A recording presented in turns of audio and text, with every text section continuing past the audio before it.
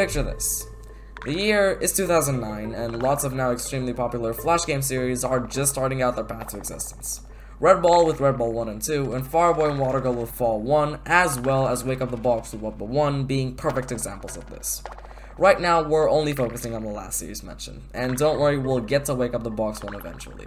Wake Up the Box 1 was a pretty massive hit, so like a normal developer would do if your game does well, you milk that franchise as much as you can, creating sequel after sequel.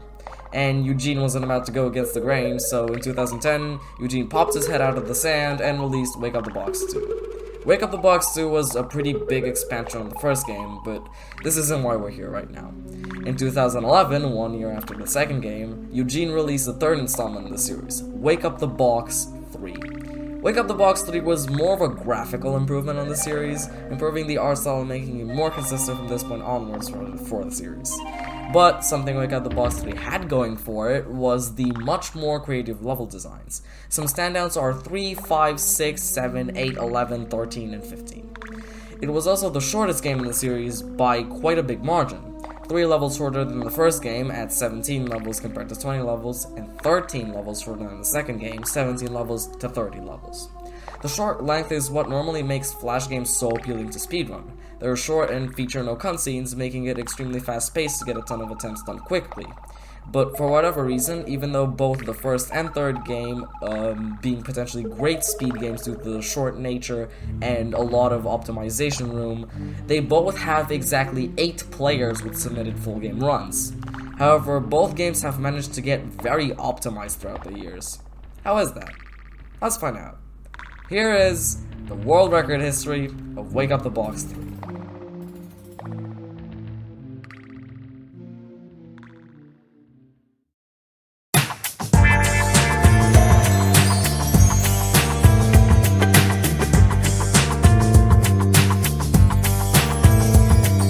So, to find the very first recorded record of Wake Up the Box 3 isn't that easy of a task.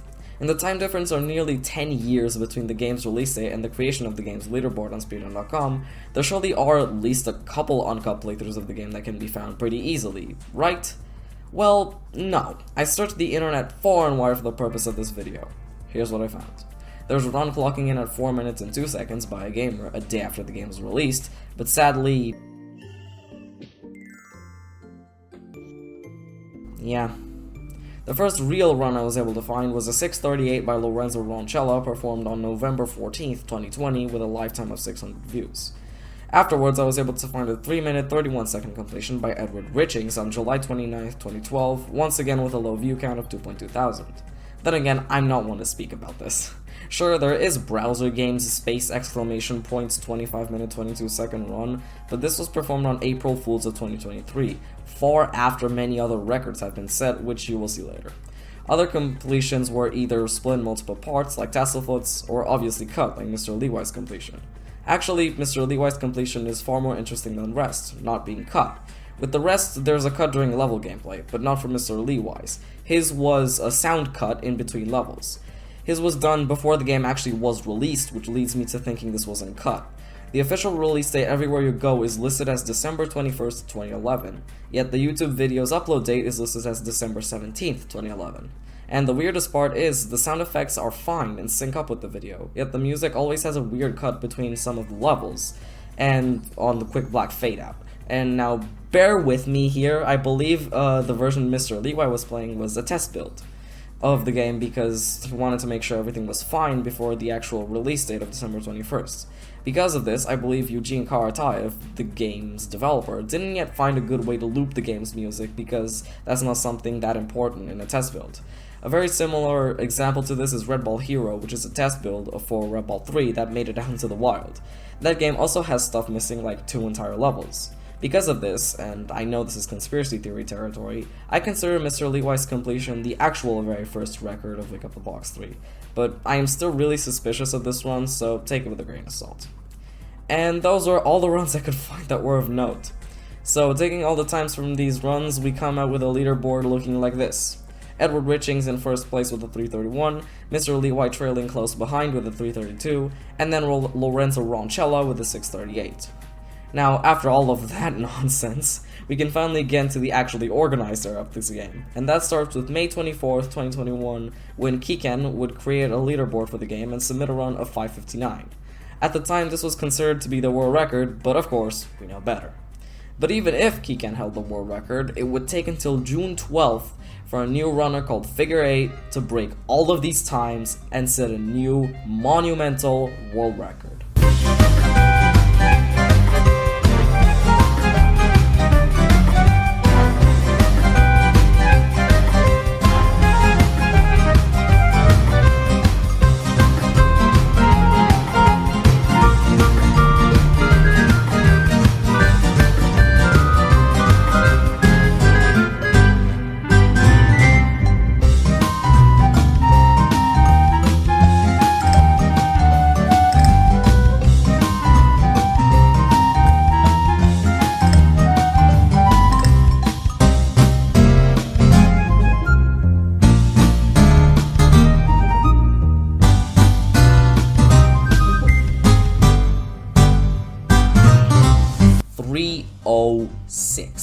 Figure 8 had come out of nowhere and beat Edward Richings by a whopping 25 seconds.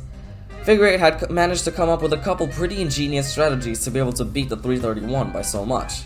First of all, some easy stuff to explain. He managed to get the fastest possible cycle on the spinning hammer in level 1, he beat level 6 the fastest way possible by attaching the wood piece on the right side first instead of the left side first.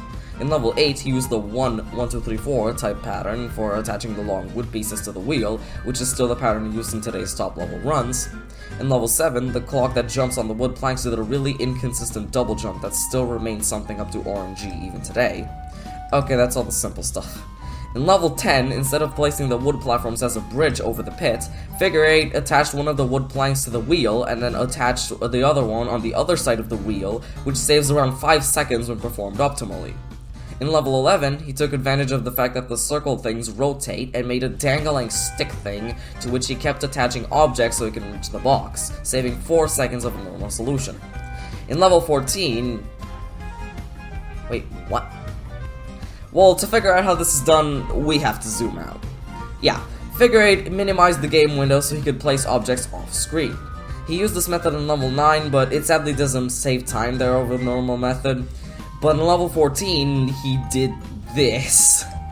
This is by far the most difficult trick ever used in a run of this game.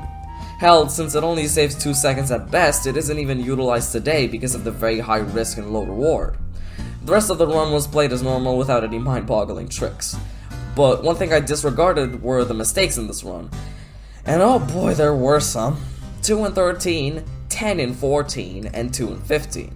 These mistakes were barely enough to cost Figure 8 the first sub 3 in the game's history, but even with all those mistakes, it would have still been decently hard for you to beat this time, since you would have to learn all the new tricks implemented and not attempt the 14 trick to be able to beat it. All that today doesn't sound like that much, but for a leaderboard with at the time 5 players, 2 of which were playing 11 years ago, it would take a while until the next record will be set. 2 years, in fact.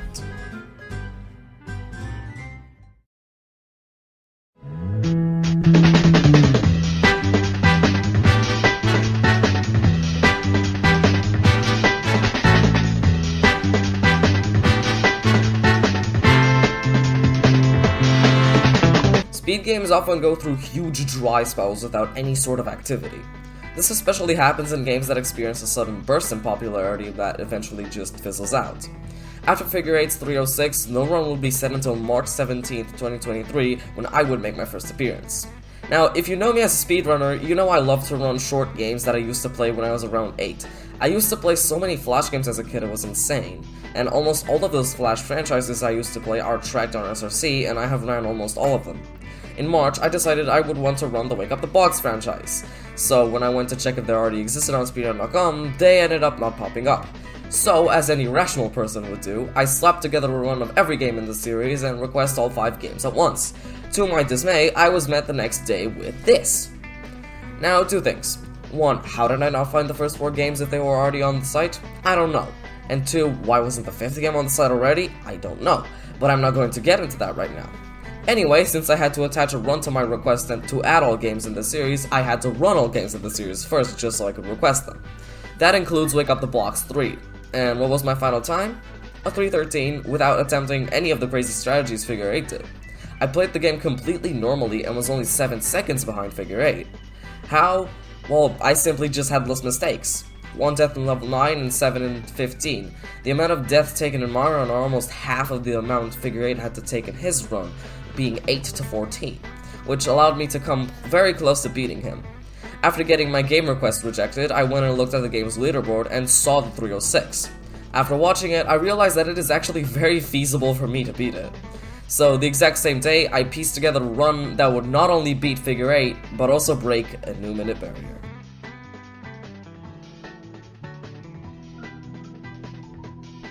$2.35. This run sucks. Seriously, this run is so bad. Even after looking at the leaderboard and seeing Figure 8's run, I was still too stubborn to go for any of the strategies featured in his run. Sure, this run is very clean with only 2 deaths in 16 and nowhere else, but for the first sub 3, not going for even the easy stuff like the tricks in levels 10 and 11 boggles my mind. Happily, 2 days later, on March 19th, Wake Up the Box 3 would receive its first deathless world record in 10 years with this run.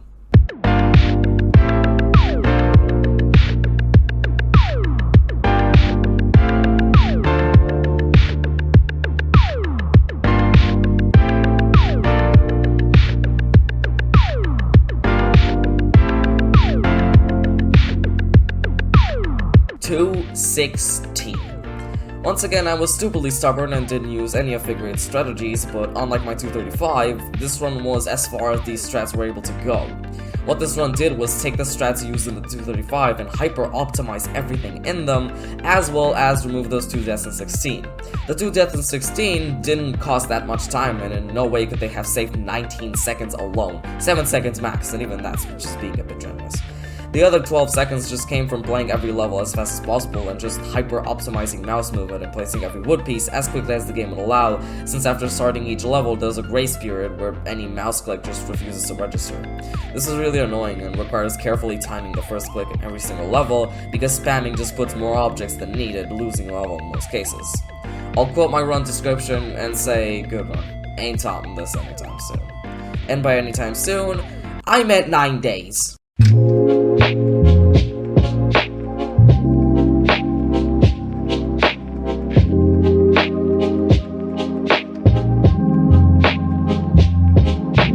$2.07. This run is pretty weird. For once, I decided to learn some of Figure 8's strategies, mainly the level 10 and 11 strategies, along with for some reason slow method level 6 of attaching the wood pieces first left then right, which loses some time over the optimal method, and this in level 1, which saves around half a second and is really easy to perform. So with an optimal level 6 and level 8, since for whatever reason I haven't yet implemented the 1, 1, 2, 3, 4 pattern that Figure 8 used, along with potentially the 14 trick, a sub 2 wouldn't be out of the question entirely, although I do admit really hard to simply do the 14 trick. The 14 trick alone basically puts a sub 2 out of the question for now with the strategies we have, but we'll find out later. Maybe it'll be achieved one day. Maybe there's a strategy that saves loads of time that's yet to be discovered, which will make it much easier to achieve the milestone. And it'll probably come much sooner than you might think, because it already has.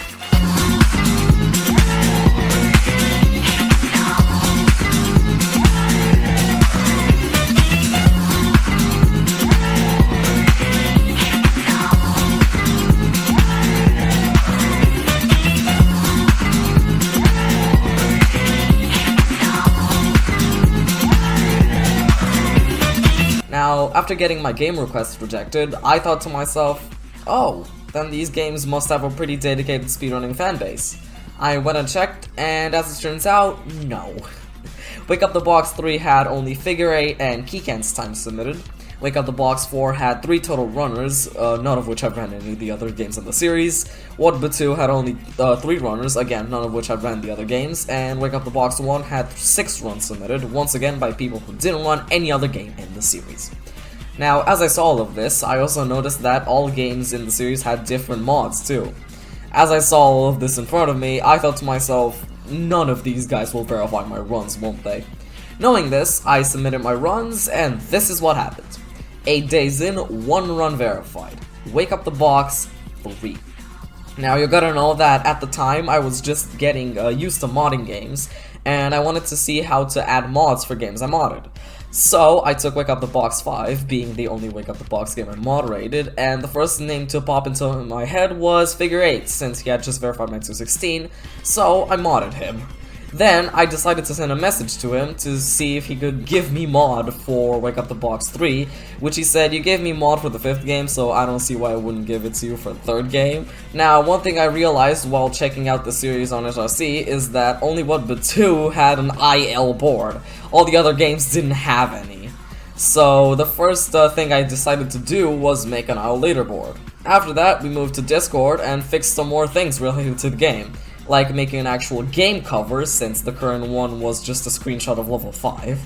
So we looked through Google and found one good image.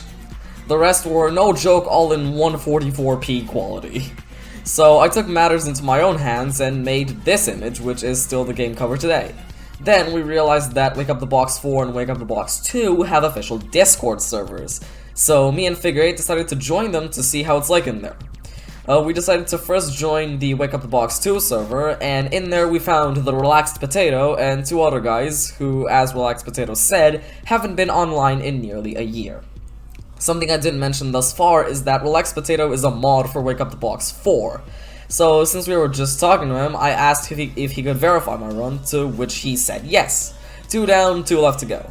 So me and Relaxed Potato talked some more in the Wake Up the Box 2 Discord, and then decided that me and him and Figure 8, we were gonna take over the franchise.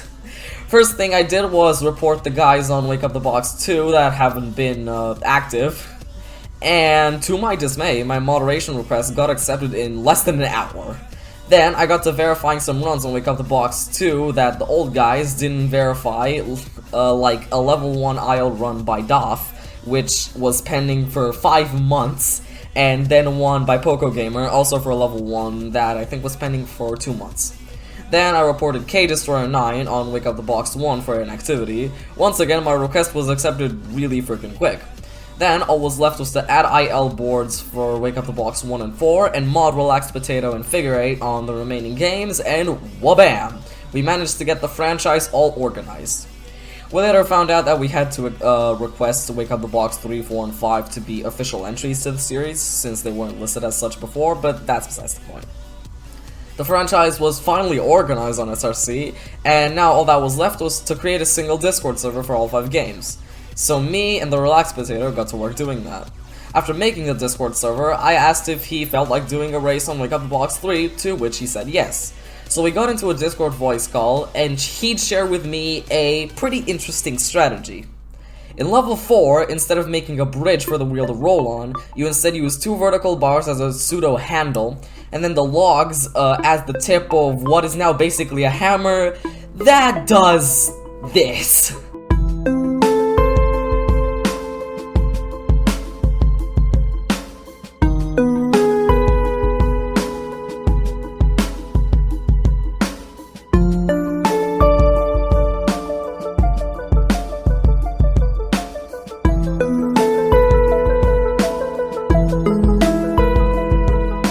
This saves a pretty hefty amount of time, which in consequence helps make a sub 2 way more attainable. Using this trick, he was able to get a PB of 319 because he messed up the 14 trick 3 times, without even attempting it. He just messed up 14 3 times. And I was able to piece together for the race 220. But that doesn't matter, because the next day I would use his level 4 strategy to set this time.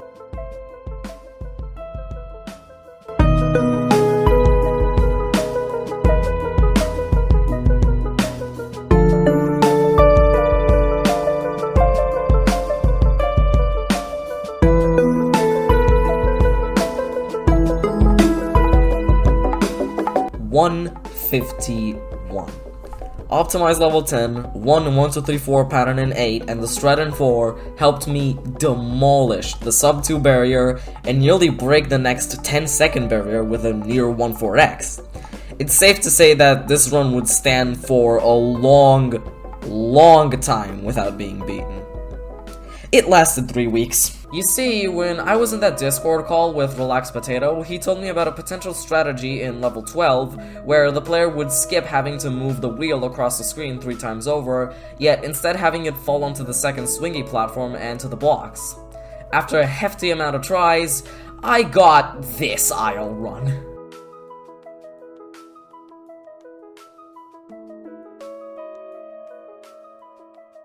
Yup, this saves nearly 10 seconds in most cases.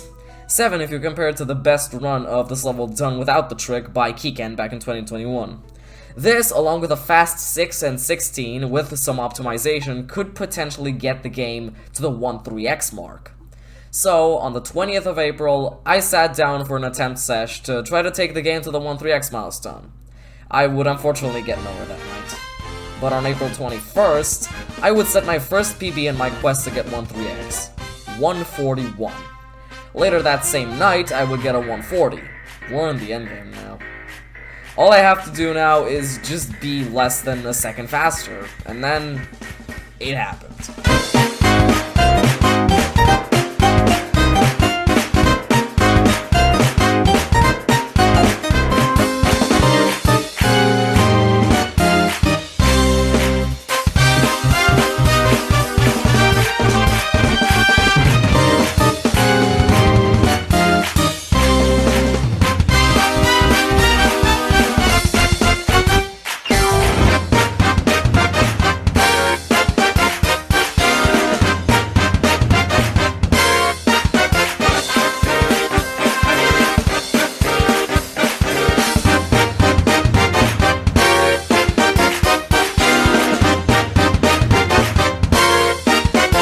$135. And without the level 12 strategy. This is due to 4 contributors. First of all, fast 6 and fast 16. Second of all, acorn stacking in level 3 to make it so that the acorns hit the koala quicker, leading to the level being beaten faster. And the fourth thing, optimizing. Again. The only thing left to implement was the 12 trick. Everything else viable for runs was gone. So this time, it really should have stayed at the top for a long time. One-upping this time and adding the 12 strategy is a pretty hard task, so how do you think it took to beat? 8 days. Let me explain. On the 29th of April, I managed to take every single IL world record in Wake Up the Box 3, as well as push the newly added anti-liar percent category down to a 21.15 3 days prior. This meant that the only thing standing in my way between me and destroying Wake Up the Box 3's leaderboard was the any percent category. All I had to do was do the 135, but with the level 12 strategy. This should in theory get me to a final time of 127. So on April 29th, I set a 130.73, 0.74 seconds behind the 12x. But it would be a while until I would be able to set this time, and as you may have seen from the video that I uploaded before this one, on May 14th, 2 weeks plus after the 130, Wake Up the Box 3's ultimate speedrun had just been performed.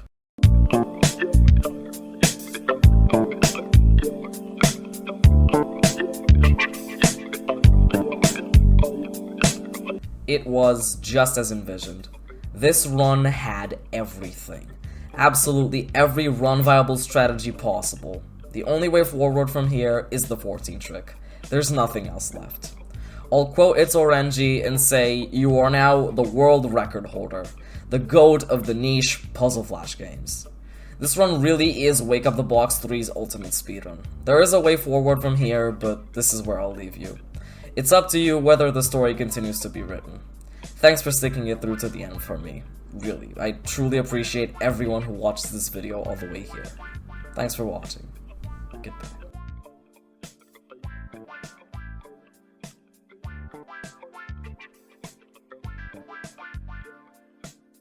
It might not be the right time. I might not be the right one. But there's something about us I want to say. 'Cause there's something